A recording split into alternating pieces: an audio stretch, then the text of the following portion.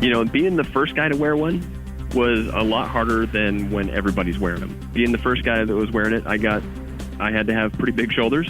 I fielded the jokes from looking like a motorcycle cop to, looking like a motorcycle rider to, looking like a Power Ranger.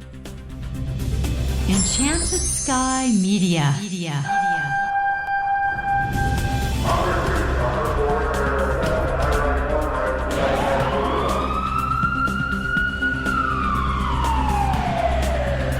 From the Enchanted Sky Studios in Prescott, Arizona, this is Code 3, the Firefighters podcast, hosted by award-winning journalist Scott Orr.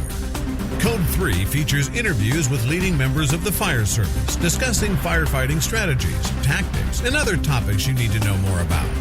Now, here's Scott. That's right, and I will not let Parkinson stop me. Thank you for joining me again here on Code 3. You are listening to the show for and about firefighters. Let's get started. The battle over the traditional fire helmet versus what I'll call the Eurohelmet is growing as more U.S. departments make the switch. It's hard to nail down exactly why firefighters are unhappy about wearing these new helmets. It's hard to nail down exactly why firefighters are unhappy about wearing these new helmets.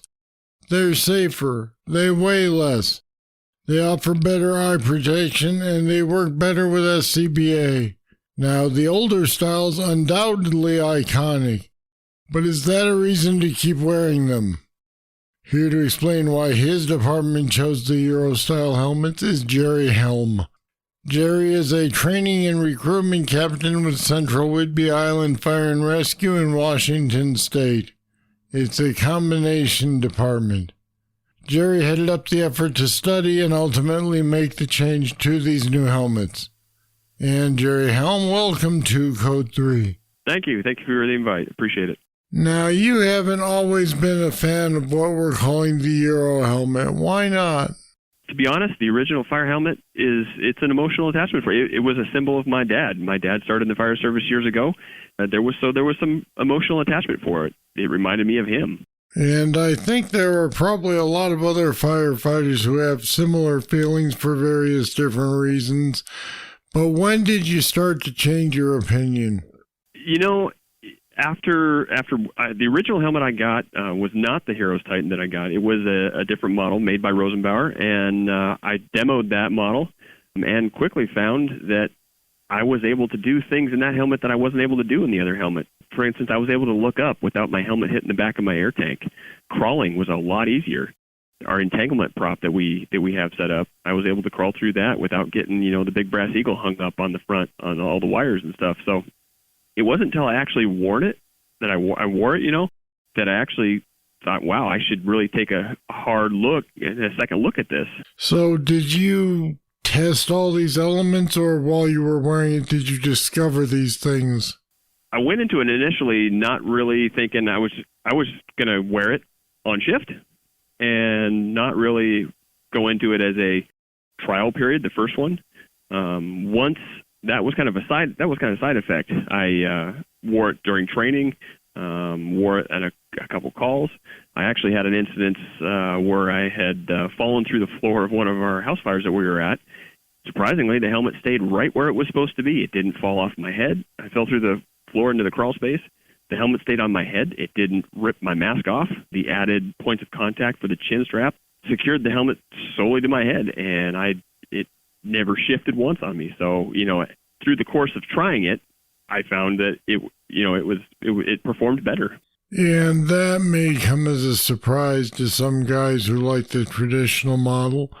We've talked about several of the advantages in the last couple minutes, but can you go over for me the list of the reasons that it has advantages over the traditional helmet? When we decided, after the first helmet that I got, we decided to do a trial period and get more people involved in trying it.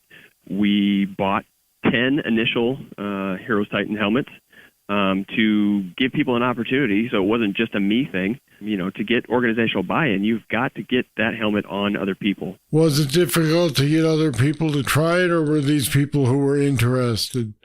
It was a little bit of both. We did a little bit of both. We gave it to people that were interested. I mean, we had a group of firefighters waiting at the door when the UPS guy showed up when the first initial 10 came in.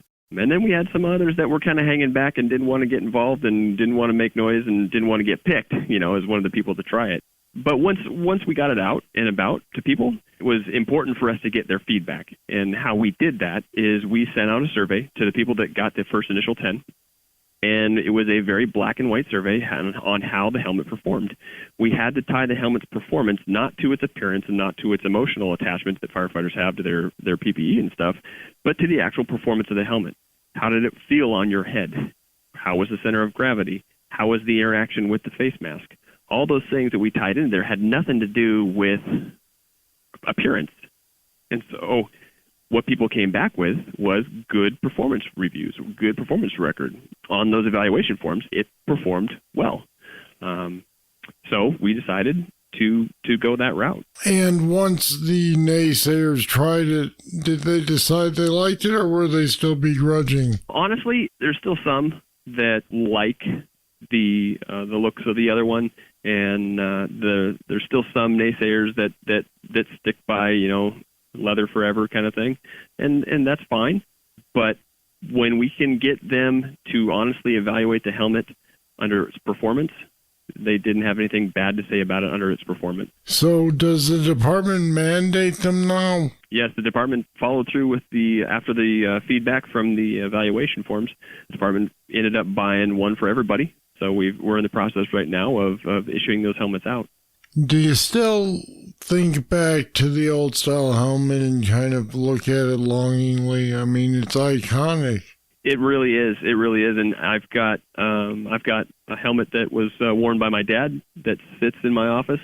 I've also got a helmet of one of my mentors in the fire service, who was an assistant chief that passed away, and it sits on my desk. And every time I look at it, I think of those people, and it looks good sitting right there. I can look at it and be reminded of those people and be reminded of that tradition and that kind of tie to my family and my personal feelings.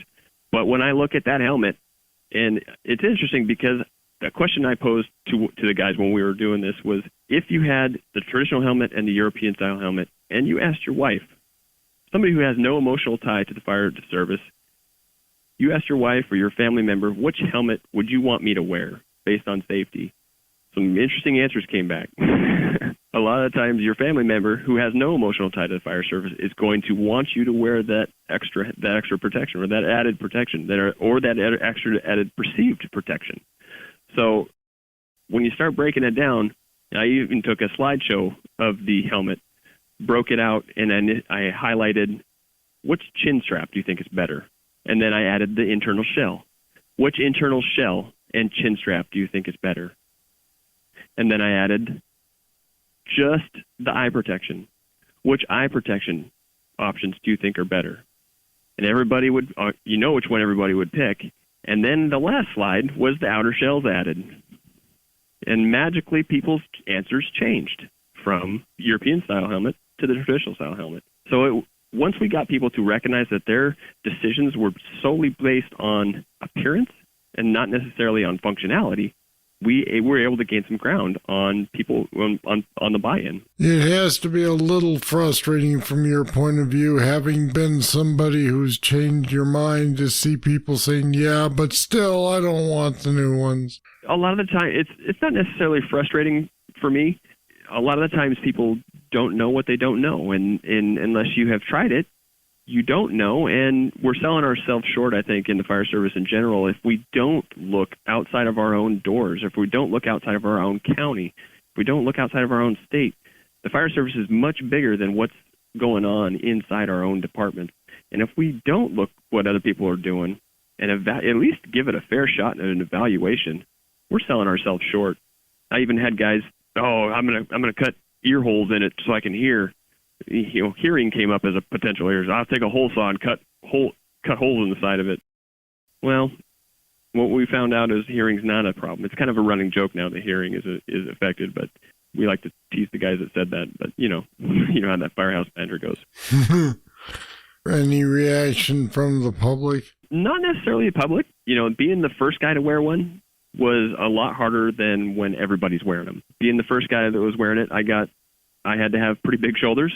I fielded the jokes from looking like a motorcycle cop to, looking like a motorcycle rider to, looking like a Power Ranger, or the typical Spaceballs reference to Lord Helmet in Spaceballs movies.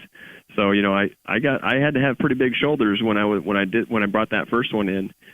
And we still get that occasionally from, some of the naysayers from surrounding departments and who have not worn one and have not evaluated its performance.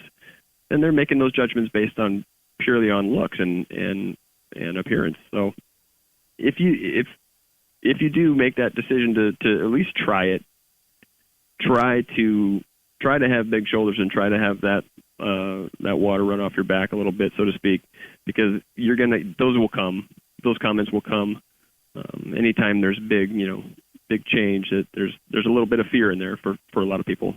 I imagine there is, but it looks like they're the way of the future. So, Jerry Helm, thanks for filling us in on how things went. It was my pleasure. Thank you very much. And like I said, if anybody has any questions or would like copies of our helmet evaluation forms, I'd be glad to send those out. And we put some more information about the pros and cons of European-style fire helmets on our website at code3podcast.com/Eurohelmets. Check it out.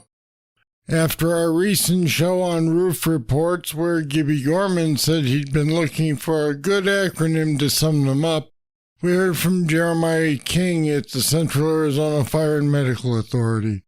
He mailed about his department's roof report acronym.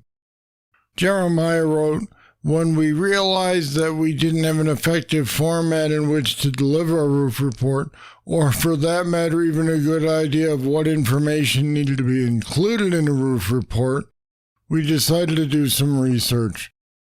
The one acronym they found was not a common word and they found it too hard to remember, so they developed their own. It's PRINT.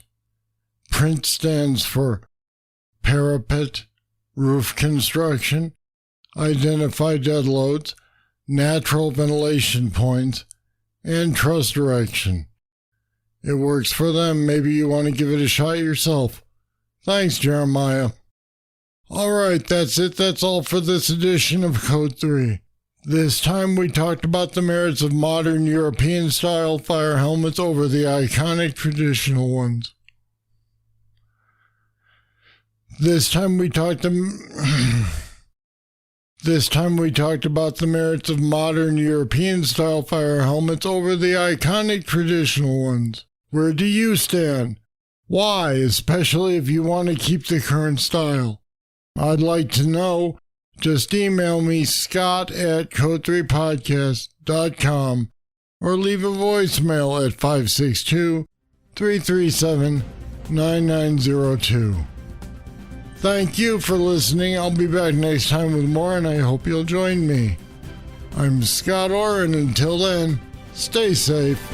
Code 3 is a production of Enchanted Sky Media. To contact us, get more information on today's topic, or subscribe to the podcast, go to code3podcast.com.